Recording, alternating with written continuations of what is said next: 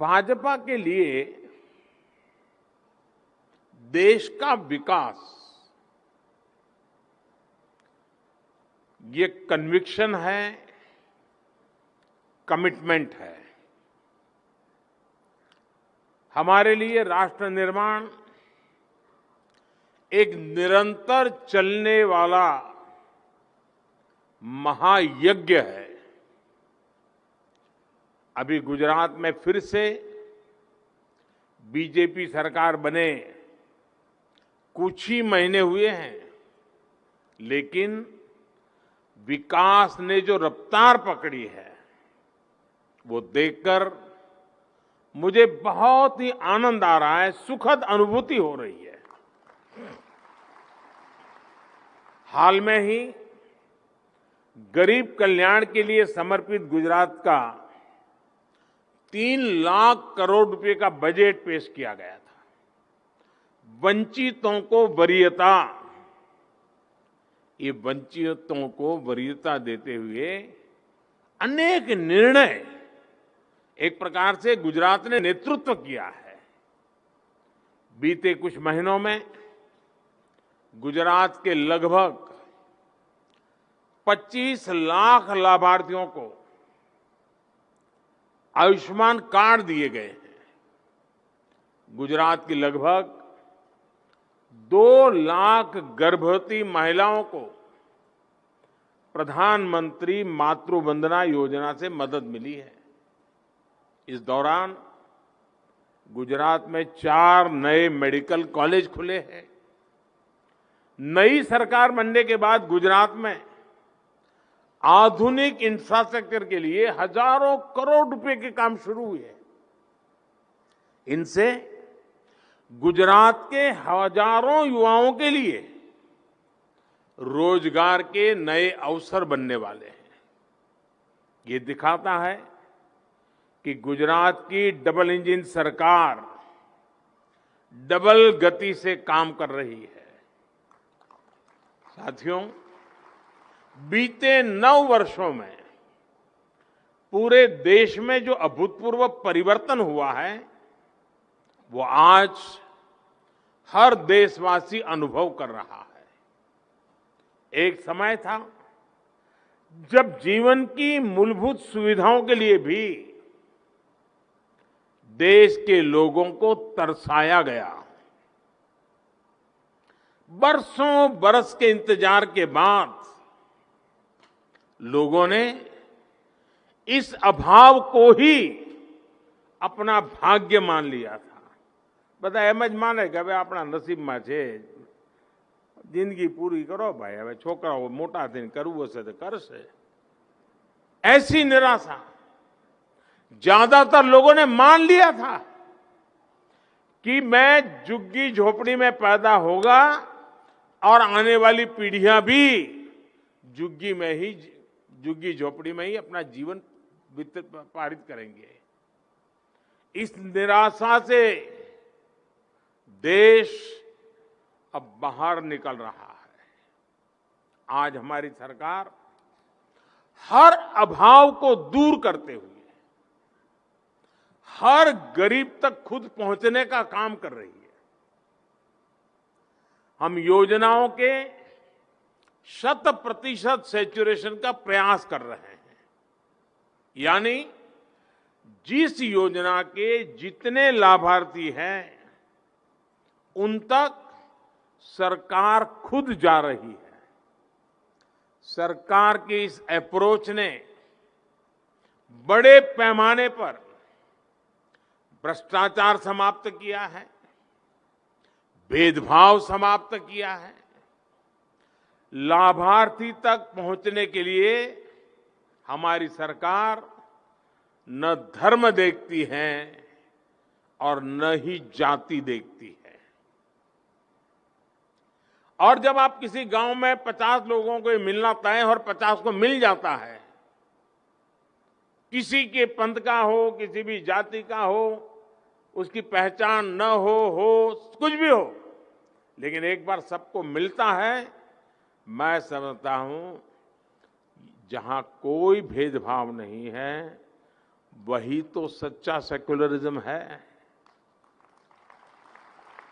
जो लोग social justice की बातें करते हैं, जब आप सबके सुख के लिए काम करते हैं, सबकी सुविधा के लिए काम करते हैं, सबके उसके हक पहुंचाने के लिए 100% काम करते हैं, तो मैं समझता हूं इससे बढ़कर के कोई सामाजिक न्याय नहीं होता है, इससे बढ़कर के कोई सोशल जस्टिस नहीं होता है जिस राह पर हम चल रहे हैं। और हम सब जानते हैं कि जब गरीब को अपने जीवन की मूल आवश्यकताओं की उसकी चिंता कम होती है तो उसका आत्मविश्वास बढ़ जाता है। थोड़ी देर पहले करीब 38,000 वैसे गरीब परिवारों को अपना पक्का घर मिला है। इनमें से भी करीब 32,000 घर बीते 125 दिनों के भीतर बनकर तैयार हुए हैं। इनमें से अनेक लाभार्थियों से अभी मुझे बातचीत करने का मौका मिला અને એમની વાતચીત સાંભળીને તમને લાગ્યું હશે કે મકાનના કારણે એમનો આત્મવિશ્વાસ કેટલો બધો હતો અને જ્યારે એક એક પરિવારનો આટલો બધો આત્મવિશ્વાસ પેદા થાય તો એ સમાજની કેવી મોટી શક્તિ બની જતી હોય છે। ગરીબના મનમાં જે આત્મવિશ્વાસ પ્રગટે એને લાગે છે કે હા આ મારા હકનું છે અને આ સમાજ મારી સાથે છે, આ બહુ મોટી તાકાત બની જાય છે। साथियों, पुरानी नीतियों पर चलते हुए, फेल हो चुकी नीतियों पर चलते हुए न देश का भाग्य बदल सकता है और ना ही देश सफलता हो सकता है। पहले की सरकारें किस अप्रोच के साथ काम कर रही थी, आज हम किस सोच के साथ काम कर रहे हैं, ये समझना बहुत जरूरी है। गरीबों के लिए आवास देने की योजनाएं हमारे देश में लंबे समय से चल रही थी, लेकिन 10-12 साल पहले के आंकड़े कहते थे कि हमारे गांवों के लगभग 75% परिवार ऐसे थे जिनके घर में पक्का शौचालय नहीं था। गरीबों के घर की योजनाएं पहले चल रही थी, उनमें भी इस पर ध्यान नहीं दिया जाता था। घर सिर्फ सिर ढकने की छत नहीं होती है, जगह भर नहीं होती है। घर एक आस्था का स्थल होता है जहां सपने आकार लेते हैं, जहां एक परिवार का वर्तमान और भविष्य तय होता है। इसलिए 2014 के बाद हमने गरीबों के घर को सिर्फ एक पक्की छत तक सीमित नहीं रखा, बल्कि हमने घर को गरीबी से लड़ाई का एक ठोस आधार बनाया, गरीब के सशक्तिकरण का, उसकी गरिमा का माध्यम बनाया। आज सरकार के बजाय लाभार्थी खुद तय करता है कि पीएम आवास योजना के तहत उसका घर कैसा बनेगा। ये दिल्ली से तय नहीं होता है, गांधीनगर से तय नहीं होता है, खुद तय करता है। सरकार सीधे उसके बैंक अकाउंट में पैसा जमा करती है।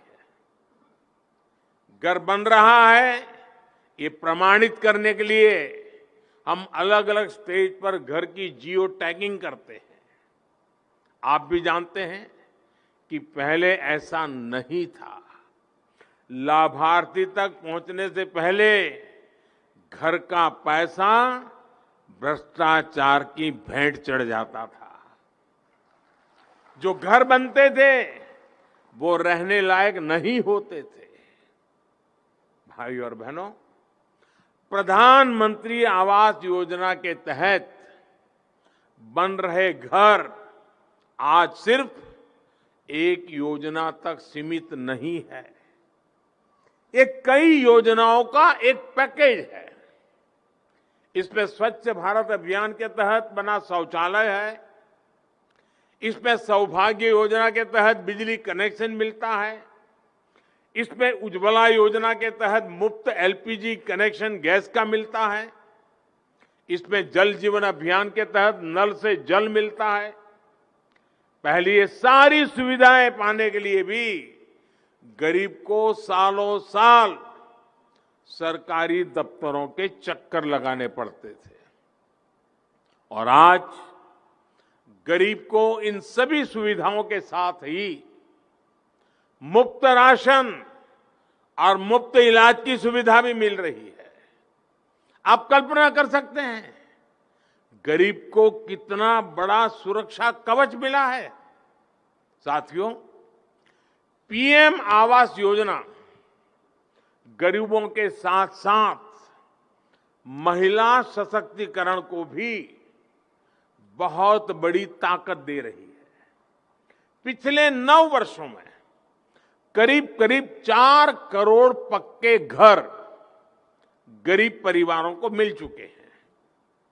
इन घरों में लगभग 70% घर महिला लाभार्थियों के नाम पर भी है। ये करोड़ों बहनें वो हैं जिनके नाम पर पहली बार कोई प्रॉपर्टी रजिस्टर हुई है। नहीं तो આપણે ત્યાં તો આપણા દેશમાં બધે ખબર છે, ગુજરાતમાં ખબર છે કે ઘર હોય તો પુરુષના નામે, ગાડી હોય પુરુષના નામે, ખેતર હોય પુરુષના નામે, સ્કૂટર હોય તો એ પુરુષના નામે, અને પતિના નામે હોય ને પતિ જો ન રહ્યા તો દીકરાના નામે થઈ જાય, માના નામે, મહિલાના નામે કાંઈ જ ના હોય. Welcome to K-Mall, a premium project by Kaleen Group. K-Mall is in the heart of Kolkata's electronic, garment and lifestyle hub, Khidirpur. K-Mall, which is designed as a world-class mall, is the outcome of endless effort of our experts.